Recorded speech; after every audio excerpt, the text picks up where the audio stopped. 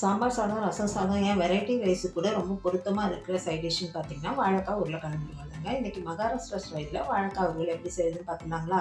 அதுக்கு ஒரு பிளேட்டில் ரவை, கடலை மாவு, அரிசி மாவு, மிளகுத்தூள், சீரகத்தூள், மஞ்சள் தூள், மிளகாய்த்தூள், சில்லி ஃப்ளேக்ஸ், உப்பு போட்டு நல்லா கலந்துடணும். இது தண்ணி எதுவுமே சேர்க்கக்கூடாது, அப்படியே ட்ரையாக தான் இருக்கணும். நல்லா கலந்துட்டு நான் இப்போ நீளமாக வாழைக்காவை கட் பண்ணி தண்ணியில் போட்டு வச்சுருக்கேன். இப்போ இந்த வாழைக்காவை தண்ணி இல்லாமல் எடுத்துட்டு இப்போ இதை நம்ம ஆல்ரெடி கலந்து வச்சுருக்க பவுடரில் நல்லா 2 பக்கமும் நல்லா கோட் ஆகிற மாதிரி நல்லா பிரட்டி எடுத்துக்கணும்.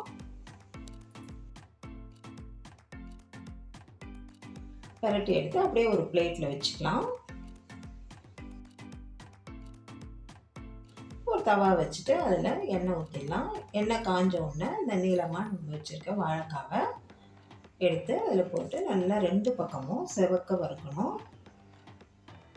ஸ்லோ ஃப்ளேமில் வச்சுக்கோங்க ஸ்டவ்வை, ஹை ஃப்ளேமில் வச்சிடாதீங்க. ஏன்னா நம்ம வாழைக்காய் வேக வைக்கல, பச்சையாக தான் சேர்த்துருக்கோம். இப்போ இந்த மாதிரி செய்யும்போது வாழைக்காவும் உள்ளே வெந்து மேலே நல்லா கிறிஸ்பியாக உள்ளே நல்லா சாஃப்டாக சூப்பராக இருக்குங்க. இப்போ நமக்கு ரொம்ப ரொம்ப சுவையான மகாராஷ்டிரா ஸ்டைல் வாழைக்காய் ஃப்ரை ரெடி.